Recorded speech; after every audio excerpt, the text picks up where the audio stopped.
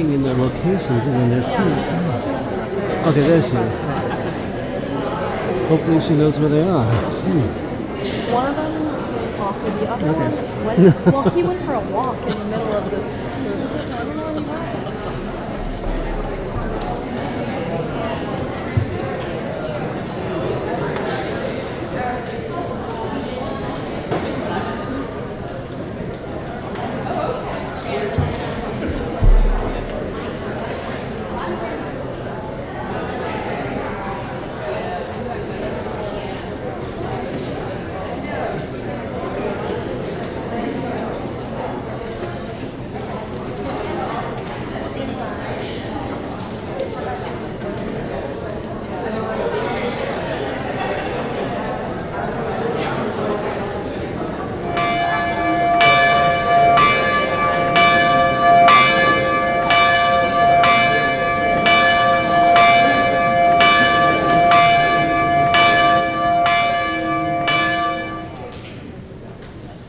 Cedar Lane, it is a good day to be gathered together. I'm Christin Green, your intern minister, and I welcome you to this worship. I invite you to think about all the things that make you, you. The unique things, the places where you're from, the people that you love, your belief systems, your life circumstances, your gender identity, your immigration status, all of those things that make you, you. Know that you are welcome here in this place. Good morning. I'm Abhi Janamanchi, one of the ministers serving this religious community, and I too join Christin in welcoming you to our worship this morning. If you are new to Cedar Lane and feel comfortable doing so, would you please raise your hand so we may see, recognize, and welcome you? All right. Welcome. And if you'd please keep your hand raised for a moment, we have a small gift for you. Thank you so much for choosing to worship with us. And we also extend a special welcome to all those who are joining our service via live stream, either in the moment or joining us at a later time. We're glad you're joining us at worship this morning. Why don't we just take a moment and give them a wave? Welcome. All of you are invited to stay after the service for coffee and conversation. We've got some donuts and bagels. We've got white mugs and we've got yellow mugs. And those of us who are new can pick up a yellow mug so that people know to say hello. In this caring community, we have pastoral visitors that are an extension of our ministry team. And Betsy Banks is here at the candle lighting table. You can see her during the service or after the service if you need some special attention, you need someone to talk to. At this time, I request if you have cell phones, smartphones, to please put them on worship mode. And draw your attention to the announcements page in your order of celebration. We have quite a number of things happening in our community this week, as well as in upcoming weeks. Please take a moment to look at those and consider being a part of them, some or all of them. Just a couple of highlights. This evening, we are honored to welcome Rabbi Jack Moline, who heads the Interfaith Alliance, who will be with us, speaking about the elections, but also in light of yet another mass shooting that we witnessed yesterday in Pittsburgh. Rabbi Moline will also be addressing this situation. So we hope to see you here at 7 o'clock tonight. And next Sunday, November 4th, Cedar Lane is co-sponsoring a wonderful workshop called The Migrant Journey at the Southwest Borders and the impacts of changing Trump policies and how we can support their experiences. This will be from 5 to 8 p.m. at the Bethesda Presbyterian Church. And the speaker is Brian Best, who is the executive director of Borderlings, which is based in Tucson, Arizona. So we hope to see you there. And at this time, I'd like to welcome Don Bliss, Cedar Lane member and an active participant in the United Nations efforts in our region, to welcome some special guests. Don?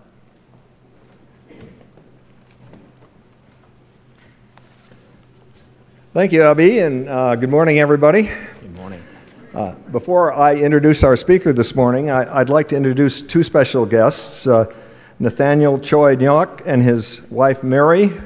Could you please stand, who are sitting here?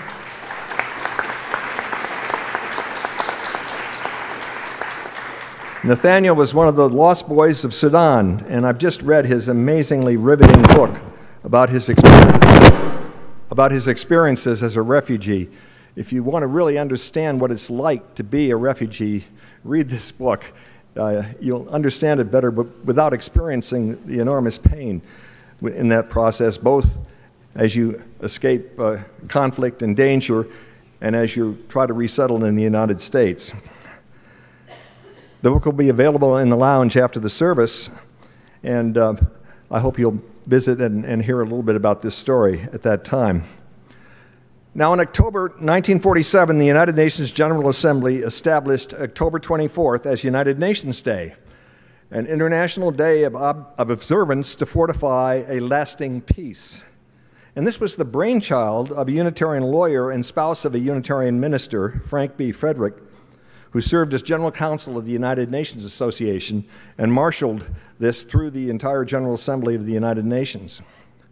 Last week, we celebrated the 73rd birthday of the ratification of the United Nations Charter, and today at Cedar Lane we celebrate UN Day, which has become an annual tradition. But this year we also celebrate the 70th anniversary of the United Nations Declaration of Human Rights. And so it is very fitting, and indeed we are honored to have as our guest speaker Ambassador Keith M. Harper, who was appointed by President Obama as the United States Ambassador and Permanent Representative to the United Nations Human Rights Council in Geneva, Switzerland. Demonstrating the value of U.S. leadership at the UN during the Obama administration, the Council focused on serious human rights abuses in Myanmar, North Korea, Eritrea, Syria, Iran, and many other places. Sadly, with the present administration's withdrawal from the Council, the UN has lost an important voice for human rights. Ambassador Harper is currently a partner in the law firm Kirkpatrick, Townsend, and Stockton, and also serves as a non-resident fellow at George Washington University's Elliott School of International Affairs.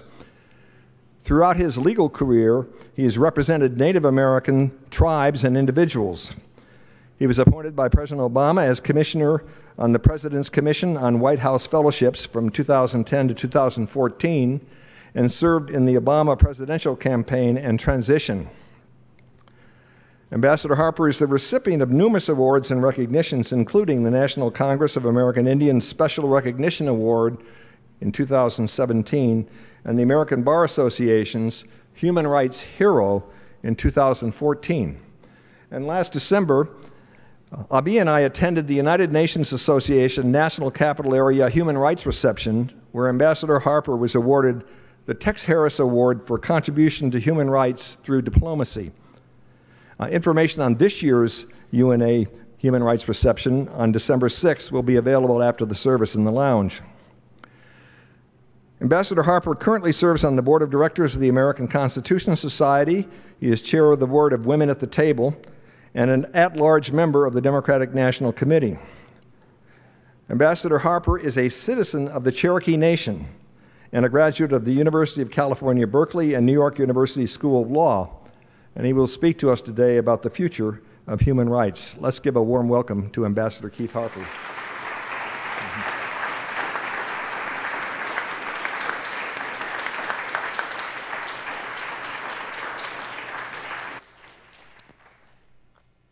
And let's just take a couple of moments to greet our neighbors and especially our guests this morning.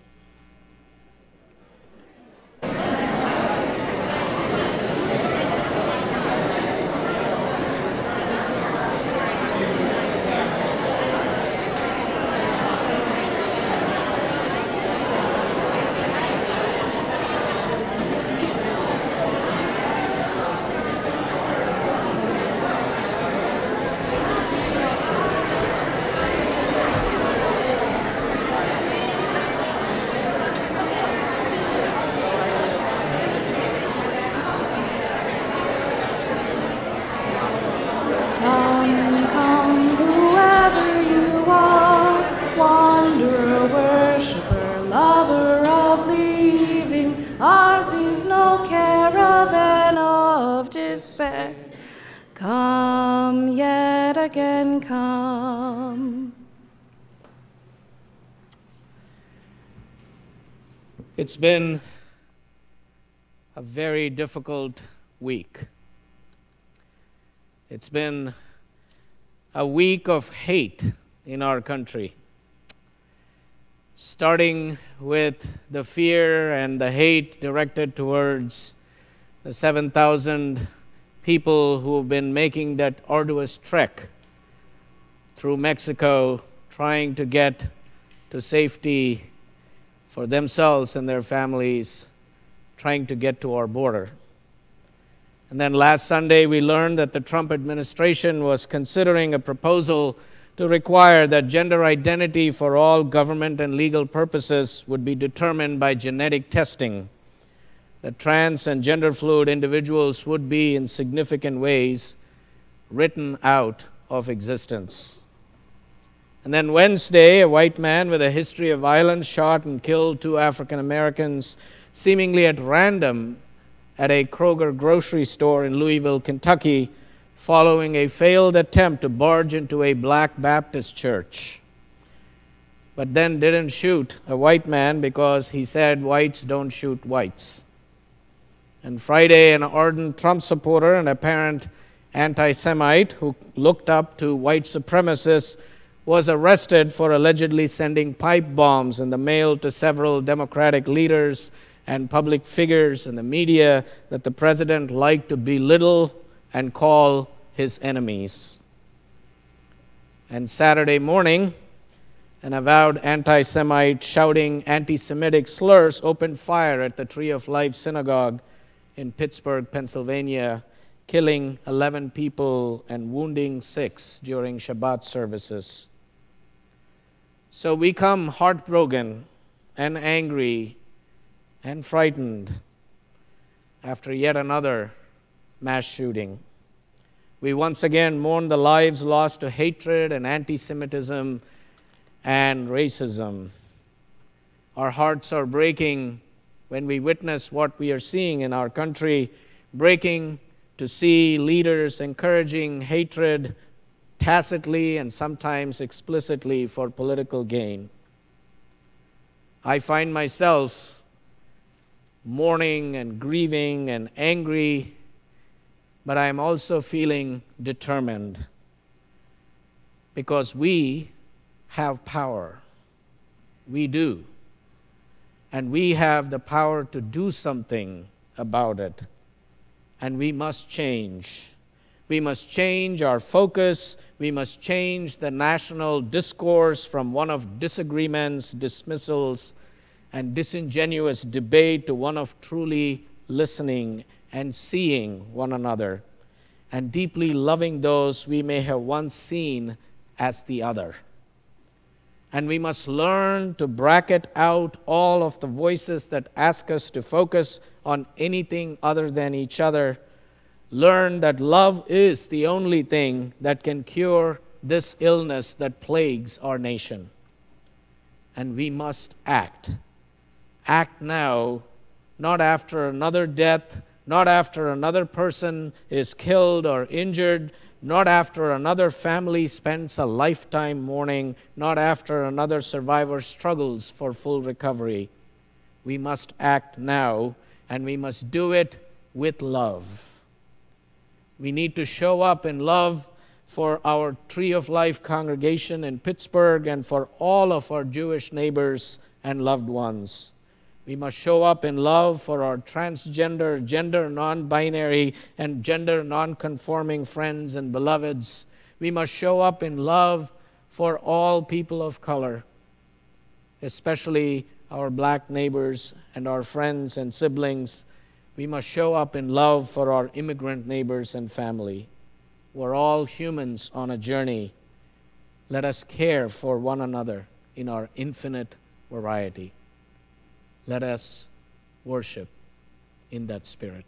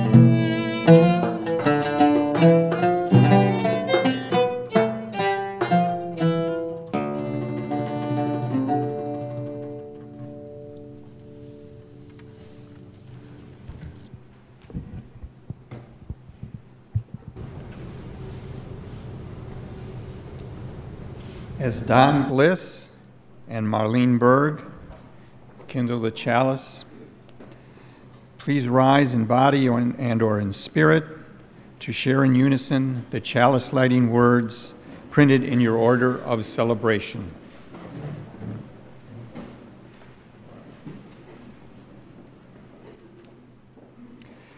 We kindle our burning chalice to illuminate the world we seek. In the search for truth, may we be just. In the quest for justice, may we be loving. And in loving, may we find and live peace. Please remain as you are to sing hymn 159, This Is My Song, in the gray hymnal.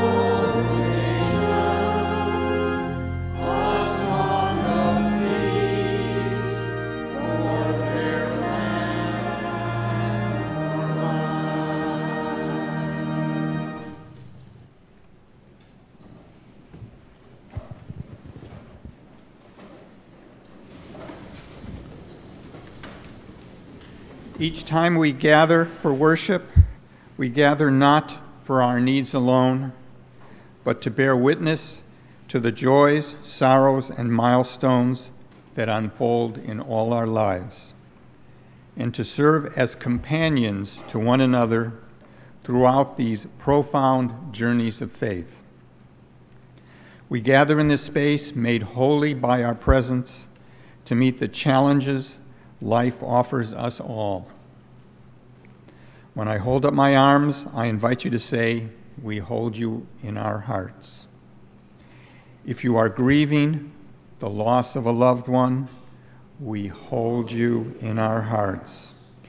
If you live with or care for someone with grief or chronic pain, we hold you in our hearts. If parenting is your spiritual practice, we hold you in our hearts.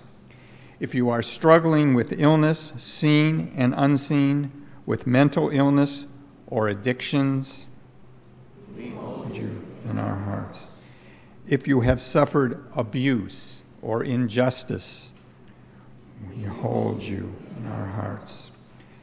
Carol Edwards' daughter, Elena Edwards, and her fiancé, Tim Rosoff, announced the arrival of their daughter, Rose Lucille Rosoff, on October 18. Mom and baby are home and doing well. Joanne Jersey is experiencing some health challenges. Cards are welcome. We send healing thoughts and wishes for a full recovery to Ellen Kelly, who is hospitalized in Denver, Colorado. Her husband, Jim Kelly, is with her.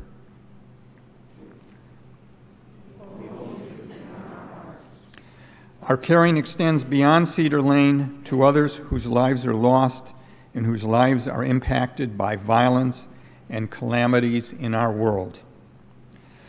We hold in our hearts members of the Tree of Life Synagogue in Pittsburgh, where 11 people were killed in an anti-Semitic shooting Saturday morning.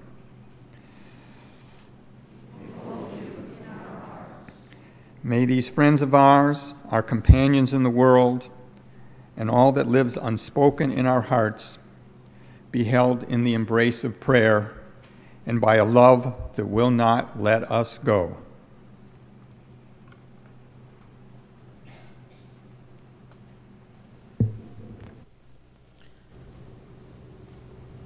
I invite us to center ourselves for a time of meditation, reflection, or prayer as I share with you this prayer written by my colleague, the Reverend Allison Miller. Spirit of life, God of our broken hearts, the beauty of autumn has been shattered by shards of violence born on a whirlwind of hate. We breathe in the still empty air of shock and loss. We wait now and pray that our eyes, once again having adjusted to this unwelcome chasm, will begin to see what needs to be done, what comfort needs to be given, what courage needs to be collected, what hope needs to be spoken. Spirit of life and love, great mystery, from whom we come and to whom we shall return, we join with countless others in offering up our prayers of sorrow and grief. We pray for the 3 Jewish congregations who meet at the Tree of Life Synagogue. We hold those taken too soon in our prayers, even before we know all of their names. May their legacies of love and the lessons present in the way they lived bless their children, their spouses, and all the people who loved and cherished them. We also hold the wounded and the living members of Tree of Life in our heart's embrace. May they be surrounded by the healing power of community, prayer, care, and justice. We hold their wider circle of family and friends who live close or further away, who are wrestling with the fear and wondering of just how great a personal loss awaits as details are released. We hold all those for whom this terrible act cuts too close to the bone. All who feel and know that their lives and livelihoods, their homes and houses of worship are threatened by the rising normalcy of words and deeds perpetuated in the name of bigotry, hatred, fear, and isolationism. We hold close all the lives lost in gun violence, in many other incidents in religious communities and around the country. We count their legacies, what was and what never had time to be. We hold the wounded and the living survivors, and we continue to pray for the well-being of all of them. Finally, we pray for the youngest life in the sanctuary yesterday, the one who was being named before God, his family, and his circle of community. For you, little one, and not for you alone, we vow to do what we can to remember how your blessing was interrupted. We will not normalize it or grow accustomed to it. We will be changed by it just as other acts of gun violence in the name of nationalism, white supremacy, anti-Semitism, Islamophobia, xenophobia, and fear of them or the other have changed us before. Each time love's sanctuaries are pierced by weaponized hate, we grow stronger in our resolve to eradicate oppression and the roots of oppression and to limit access to guns. We will remember. We will count the lives affected and lost. We will grieve. We will heal. We will embody the lessons from each Shabbat to the next, growing in our ability to make a difference and to continue the work of building sanctuaries within, among, and beyond. As we enter the silence, I invite all of us to rise in body and or in spirit in remembrance of all the lives lost in this latest actions of gun violence. May we be in silence, in mourning and memory together.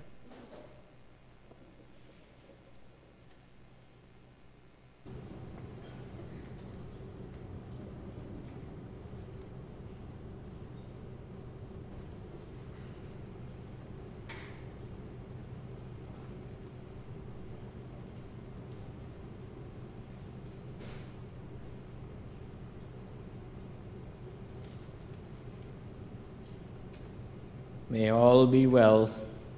May all be peaceful. May all be whole. And may no one suffer. Peace, peace, peace. Sarvesham swastir bhavatu. Sarvesham shantir bhavatu. Sarvesham purnam bhavatu. Sarvesham mangalam bhavatu. Om Shanti Shanti Shanti. Om Shanti Shanti Shanti. Om Shanti Shanti Shanti.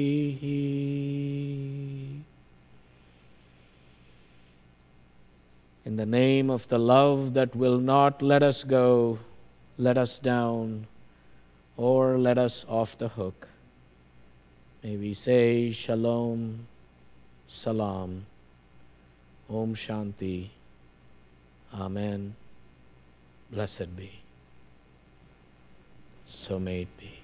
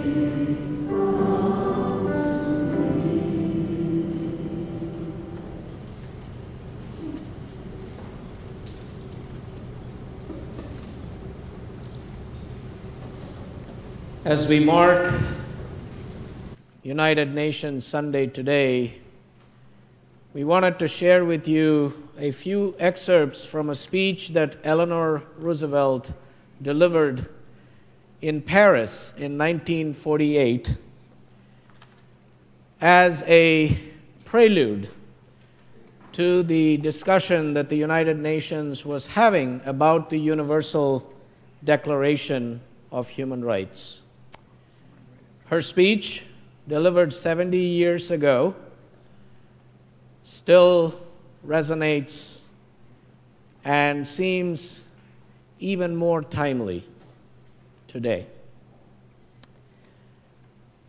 It seems to me there is a valid reason for taking time today to think carefully and clearly on the subject of human rights, because in the acceptance and observance of these rights lies the root, I believe, of our chance of peace in the future and for strengthening of the United Nations organization to the point where it can maintain peace in the future. Freedom for our peoples is not only a right, but also a tool. Freedom of speech, freedom of the press, freedom of information, freedom of assembly. These are not just abstract ideals to us. They are tools with which we create a way of life in which we can enjoy freedom.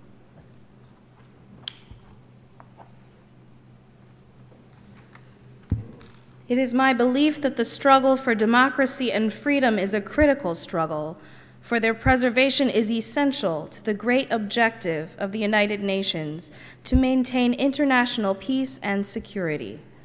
Among free people, the end cannot justify the means. We know the patterns of totalitarianism, the single political party, the control of schools, press, radio, the arts, the sciences, and the church to support autocratic authority. These are the age-old patterns against which people have struggled for 3,000 years. These are the signs of reaction, retreat, and retrogression. The United Nations must hold fast to the heritage of freedom won by the struggle of its people. It must help us to pass it on to generations to come. The Charter of the United Nations is a guiding beacon along the way to the achievement of human rights and fundamental freedoms throughout the world. The immediate test is not only to the extent to which human rights and freedoms have already been achieved, but the direction in which the world is moving. Is there a faithful compliance with the objectives of the Charter if some countries continue to curtail human rights and freedoms instead of to promote the universal respect for an observance of human rights and freedoms for all as called for by the Charter. The place to discuss the issue of human rights is in the Forum of the United Nations, which has been set up as the common meeting ground for nations, where we can consider together our mutual problems and take advantage of our differences in experience. It is now, as always, our hope that despite the wide differences in approach we face in the world today, we can, with mutual good faith in the principles of the United Nations Charter, arrive at a common basis of understanding. Thus ends the reading.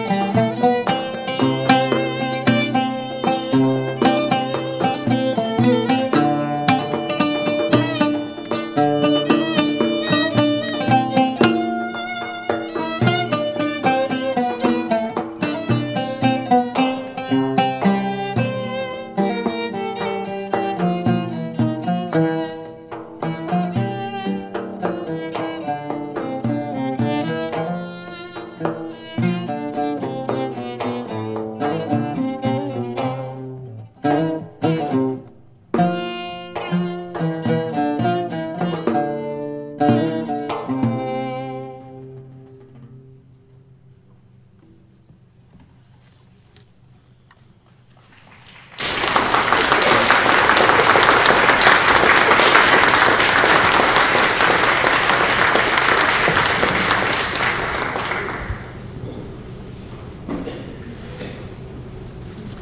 morning, everyone. It's very good to be with you this morning, despite the tragedies that have occurred this past week, maybe because of them. I want to thank Reverend Abhi for the invitation to share some thoughts with you this morning, and of course, Ambassador Bliss, both for bringing us together, but also his kind words of introduction. I am not religious about attending religious service, but on the occasions when I have shared your celebration here a number of times with my family, as we have felt the spirit of communion here is palpable as it is this morning. I was asked to share some thoughts regarding in commemoration of the 70th anniversary of the adoption of the Universal Declaration of Human Rights. And I thought that what I would try to do is share some observations on three particular questions. The first is, why do we have human rights at all? In other words, what is the purpose of human rights? The second is, how should we understand, how should we conceptualize human rights? And finally, in a world of great disarray, with first principles of international order under siege, with the rise of ideologies that hold universal rights in contempt, even here in the United States of America, what should women and men of conscience do? The idea of rights of individuals has been around for a long time, to be sure, enshrined in such documents as the Magna Carta, the U.S. Constitution, and the French Declaration on the Rights of Man. However, the idea of human rights as a set of norms universally governing behavior of governments and state actors is of more recent vintage. Indeed, it was the very adoption of the Universal Declaration that was the first agreed-to memorialization that was international rather than domestic in character, articulating the rights of all. In the wake of World War II, the community of nations, with keen awareness of the devastation of the Second Great War in 30 years, resolved to fundamentally alter international relations.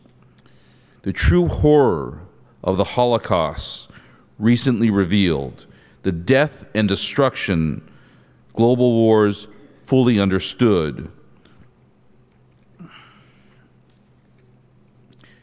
the recognition that after Hiroshima and Nagasaki, that in the advent of the nuclear age, the threat to humanity was no longer cataclysmic, but existential. The survival of mankind depended on rethinking international norms. It was of this absolute necessity that for the first time, led by people like Eleanor Roosevelt, that the community of nations were able to agree to a rules-based international order. The order was based on certain simple but profound precepts.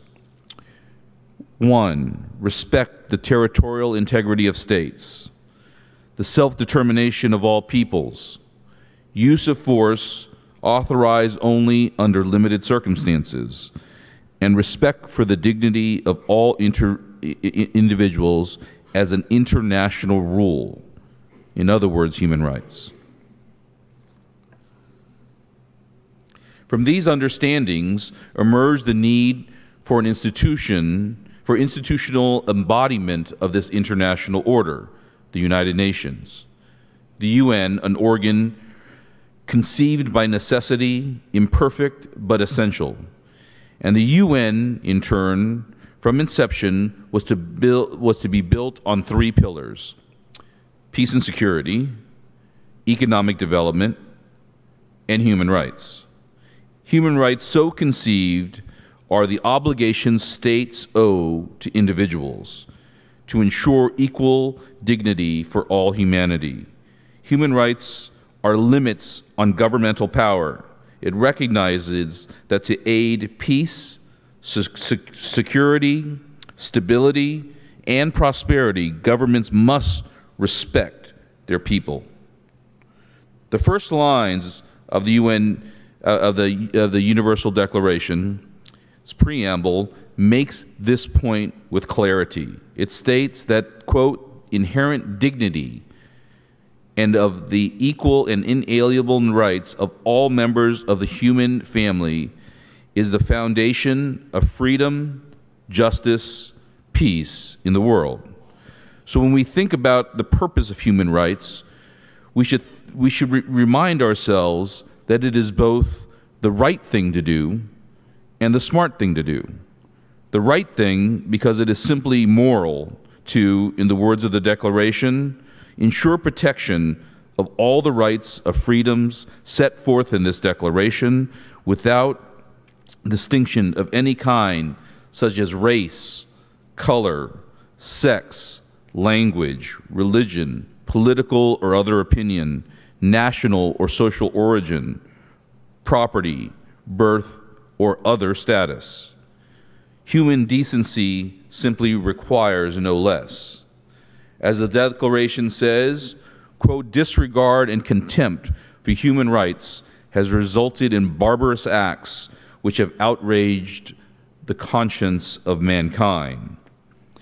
But observance universally of rights is also the smart thing to do, because it is the precondition to domestic and international stability, liberty, peace, and prosperity. And this is not theoretical. This is empirically demonstrable. Look, for example, at the rights of women. There is now overwhelming evidence that when developing countries secure rights of women, the full panoply of those rights, addressing gender-based violence, providing equal access to capital for women, ensuring girls have similar educational opportunities, making available reproductive health care, and all the rest, then those countries have set the foundation for successful and sustainable economic development. And the inverse is also true. Where countries have failed to ensure human rights of women and girls, they have just about ensured the developmental failure of their economies. It is the right thing to do, but it is also the smart thing to do.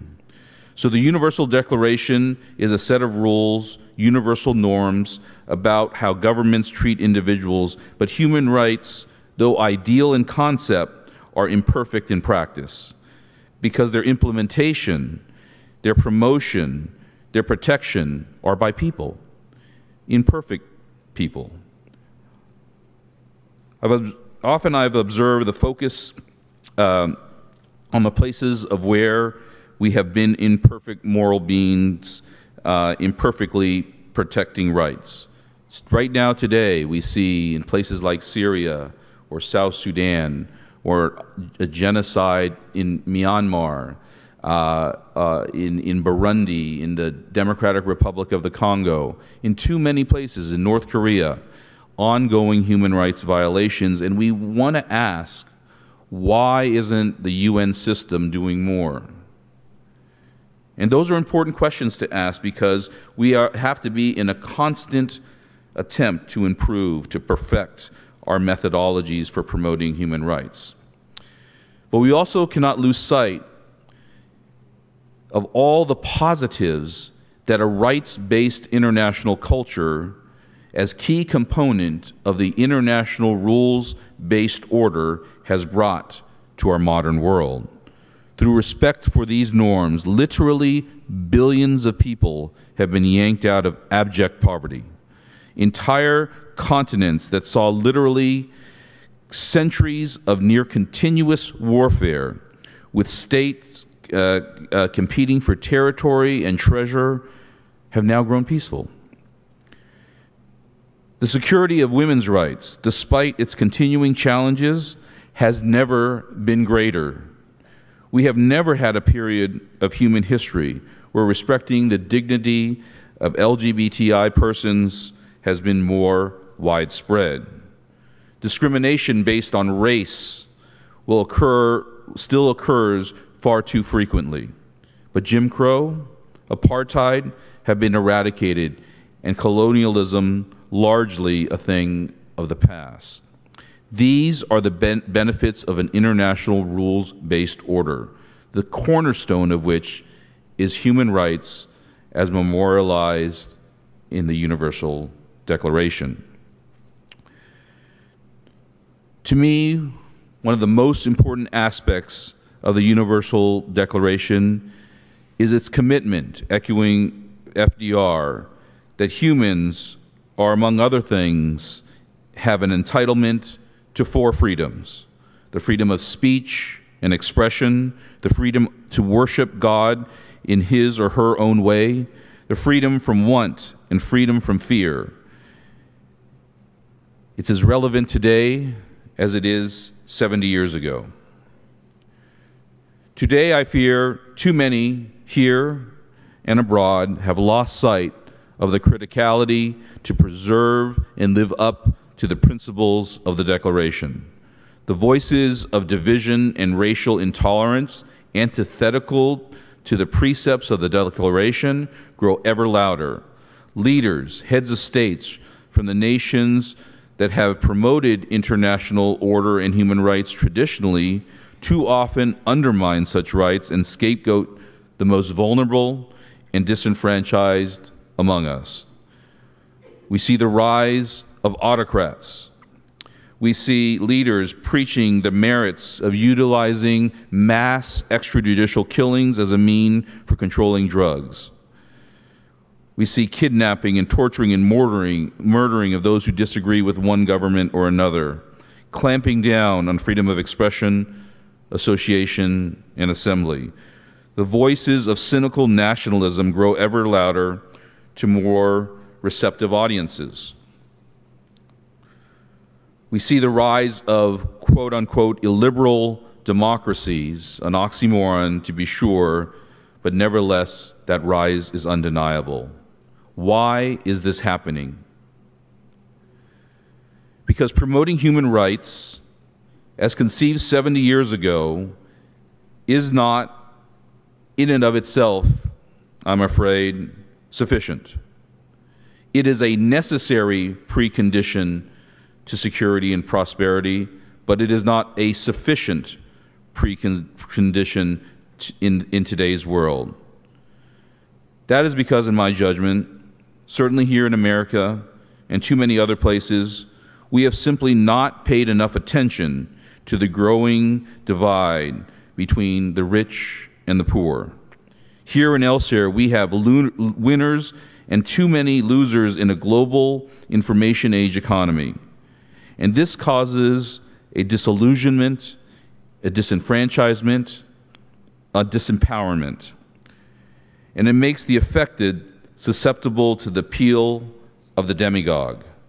The demagogue with simple explanations of the cause of their pain, explanations rooted in division, us versus them.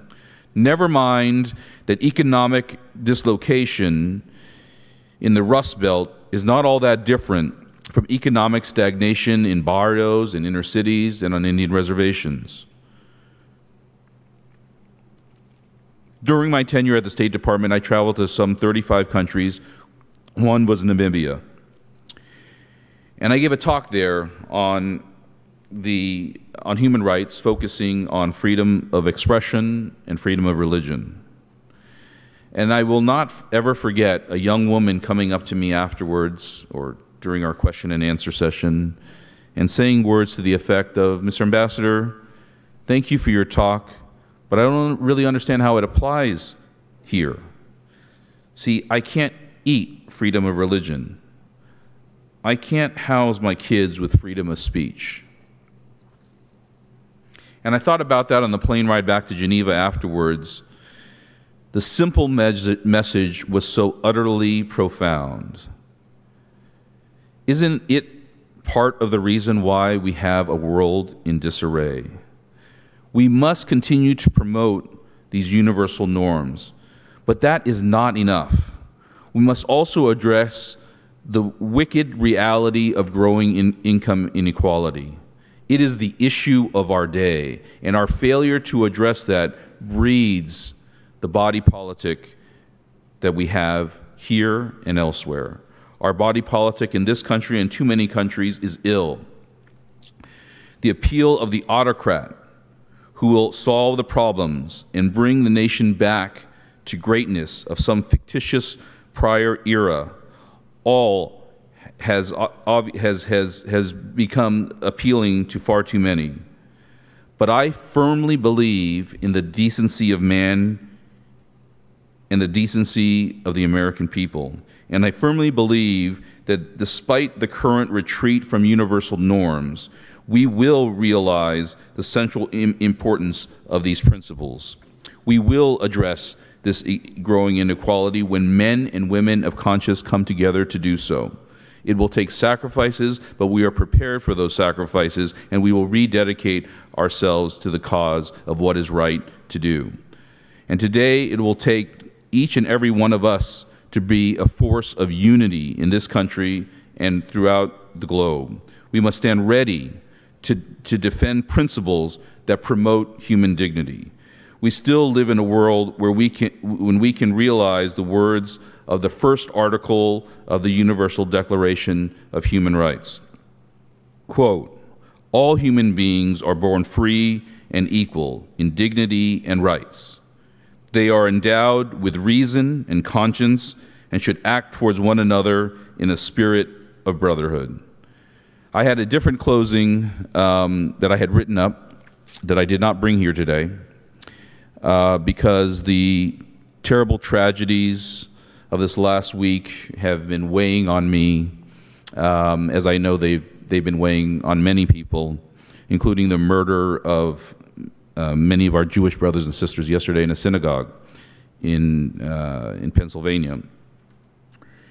And I don't have a whole lot of prescriptions and right answers as to where we go. But I do know this, and this is the one thought that I would share with you. It is human to be sad at a moment like this. And we should be okay with that. But there is a difference between sadness and despair. Despair is rooted in hopelessness, and the fruits of despair are inaction. And now is not the time for inaction. Now is the time for action, for us to resolve that we are going to do everything within our powers to unify this nation and to ensure that the rights of all people living in dignity are preserved and promoted. Thank you.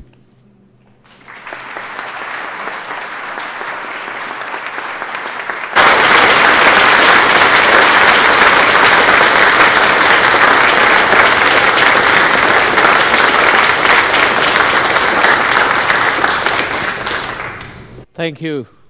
Thank you, Ambassador Harper, for not only sharing with us both the framework and the importance of why being engaged in the promotion of human rights is not only the right thing to do, but also the smart thing to do, and for leaving us with this challenge of not to get into despair. I think that's a key point for us to hold up today. Some of us gathered last Sunday to see and listen to Anne Lamott and Eve Ensler, who had a powerful dialogue with each other. And during their conversation, Eve Ensler said something that kind of stuck with me, that I've been carrying around.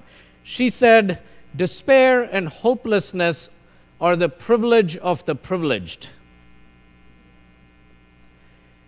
which is such a telling thing, because we have the luxury, leading somewhat and sometimes more than somewhat privileged lives, to dwell in that and then not take any action.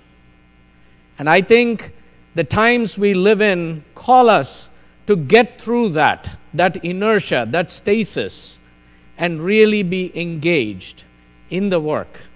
Because as long as there is love, there is hope.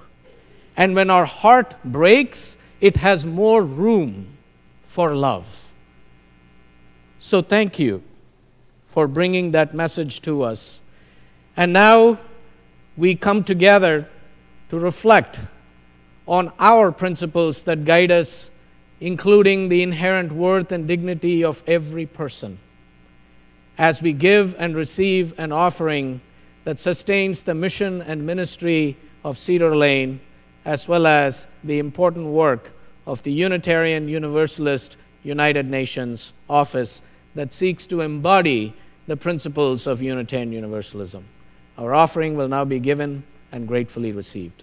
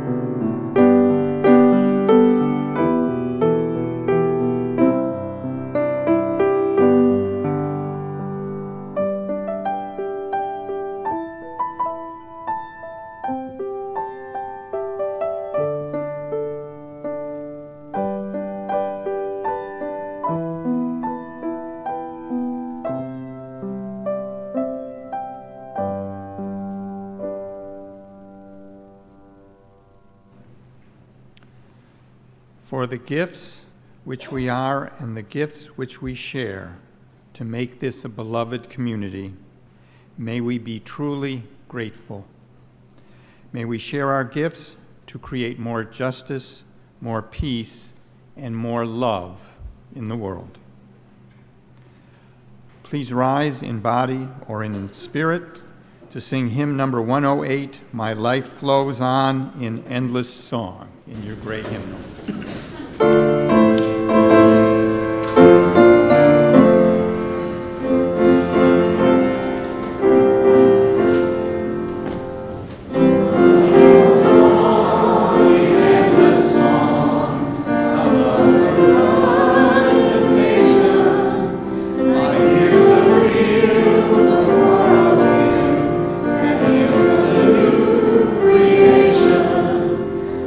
All the truth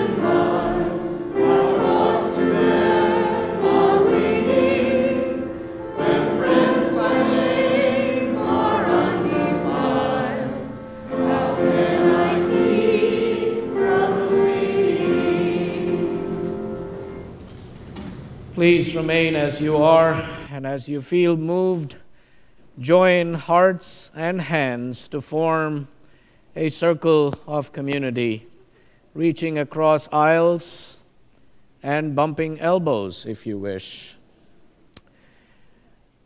The Tree of Hill Synagogue is located in the Squirrel Hill neighborhood in Pittsburgh, Pennsylvania. A beautiful neighborhood that has one of the longest contiguous Jewish communities that have lived here in the United States. It was also the neighborhood where Mr. Rogers, from Mr. Rogers' neighborhood, lived and died. Now, one of his quotes has been making the rounds again on Facebook and social media that I think has particular meaning to us today. He said, "When I was a boy and I would see scary things in the news, my mother would say to me, 'Look for the helpers. You will always find people who are helping.'" Mr. Rogers invites us to ask ourselves if we are being helpers of one another, giving comfort and hope and love and compassion. So, my friends, may we be helpers. However we are called to help, may we be bold about it. May we allow our commitments, our actions to be visible in the world where our children and our children's children can see it. May we claim our power to act, to care, to heal. As we move out into the week, may we be part of the healing. Go in peace, go making peace, living gently, loving mightily, and bowing to the mystery. So may it be. Please be seated for the postlude.